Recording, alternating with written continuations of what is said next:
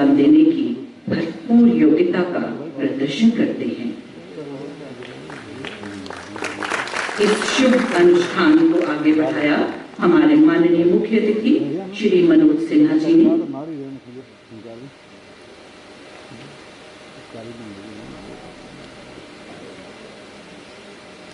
Shrimati Rachna Sharma ji presenting a memento to Honorable Shri Manoj Sinha, Lieutenant Governor, Union Territory of Jammu and Kashmir. और अब श्रीमती रचना Sharma presenting a memento to Dr. Atul Tullu ji, Chief Secretary Jammu and Kashmir, और एक बार फिर development को एक स्मृति चिन्ह भेंट करके उनका शुक्रिया अदा करें। बहुत बहुत शुक्रिया सर। और अब मैं मैडम से एक बार फिर रिक्वेस्ट करूंगी कि श्रीमती प्रीति पंत जी को एक मोमेंटो भेंट करके उन्हें एक यादगार स्मृति चिन्ह देकर उनका अभिवादन करें। Shrimati Preeti Pant, joint secretary child welfare, ministry of women and child development.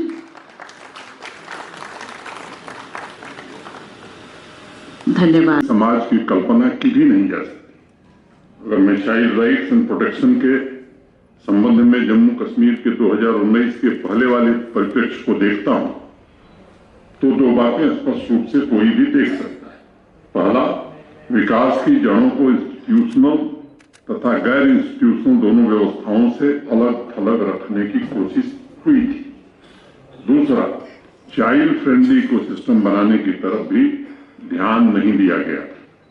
2019 के पश्चात अनेक ऐसे निर्णय लिए गए हैं जिससे नई पीढ़ी को नए सपने और बचपन को नई कल्पना मिल सके, अपनी क्षमता, अपने सामर्थ्य को प्राप्त करने का उन्हें पर्याप्त अवसर भी मिले। देश के अन्य हिस्सों की तरह जुवेनाइल जस्टिस रूल 2021 में यहां भी जारी किया गया और 2022 में mission for protection of child rights act के तहत नियमों को नोटिफाई कर दिया गया।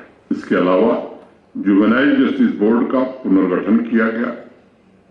स्ट्रीट सिचुएशन में रह रहे बच्चों के लिए रिहेबिलिटेशन की पॉलिसी प्रशासन ने नोटिफाई की।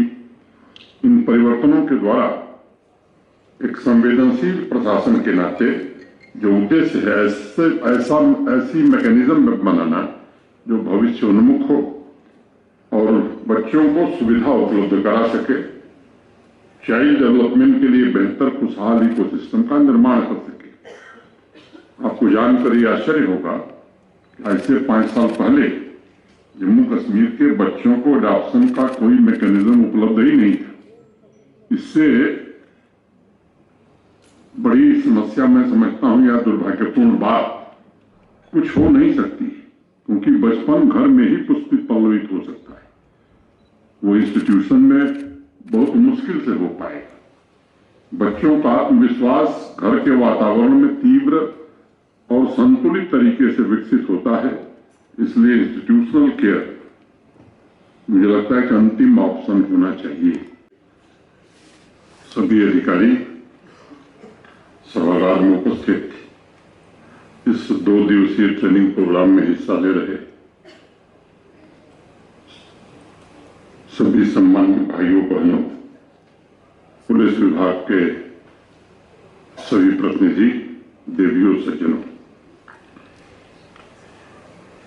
एक विकसित एवं प्रगतिशील समाज में प्रशासन तथा नागरिकों के लिए जिन सामूहिक दायित्वों को चिन्हित किया गया है उसमें सबसे ऊपर हर एक बच्चे के लिए स्वस्थ एवं खुशहाल बचपन सुनिश्चित करना मैं समझता हूं ये आवश्यक है।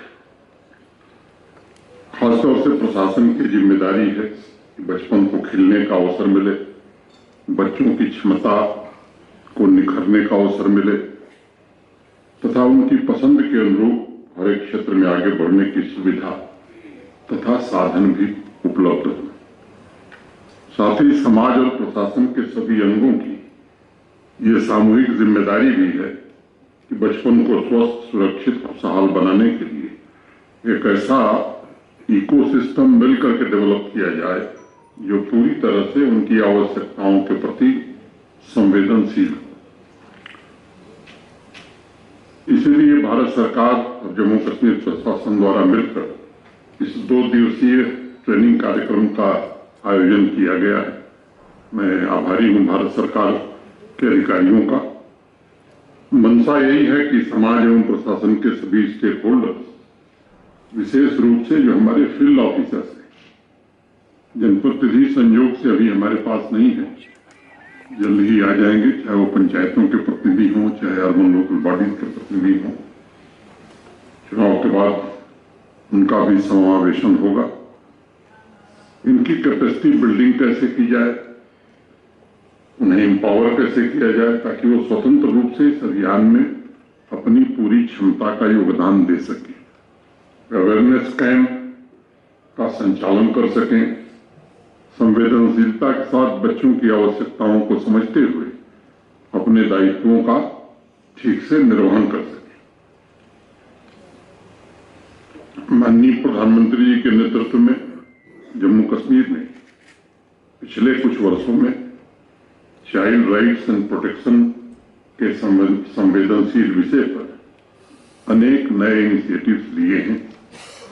शिद्दत के साथ एक संवेदनशील सपोर्टिव इकोसिस्टम डेवलप करने का प्रयत्न किया गया है।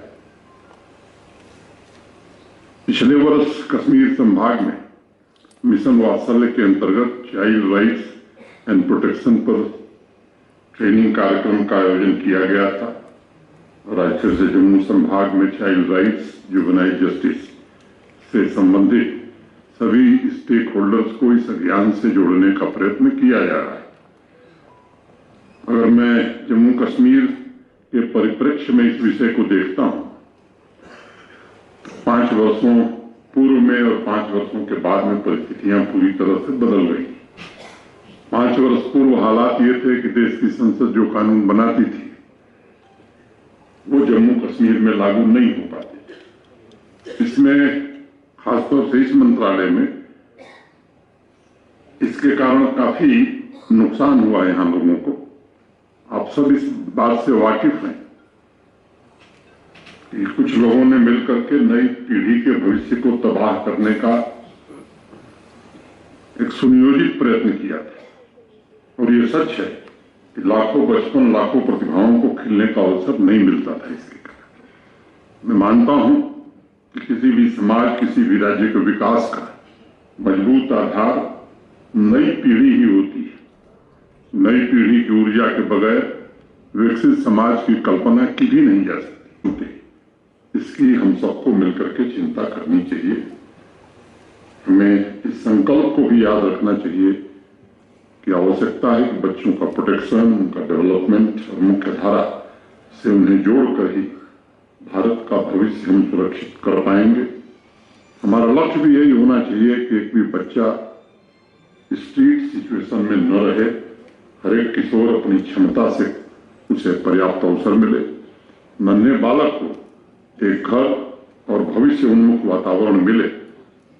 मेरी अपेक्षा होगी कि इस ट्रेनिंग प्रोग्राम के दौरान आप सभी 4 मुख्य संकल्प लें। पहला, आपके एरिया में जो बच्चा कठिन परिस्थितियों का सामना कर रहा है उसे प्रशासन के इंस्टीट्यूशंस का कैसे सहारा दिलाया जा सकता है।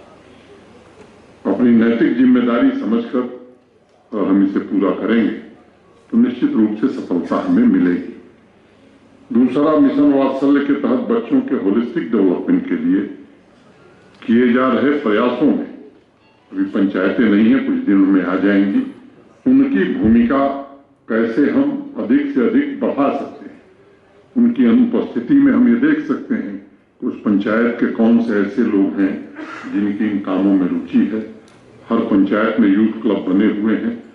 यूथ क्लब के सक्रिय सदस्यों को हम कैसे इन्हें जोड़ सकते हैं, इसके लिए हमें प्रयास करने की जरूरत है।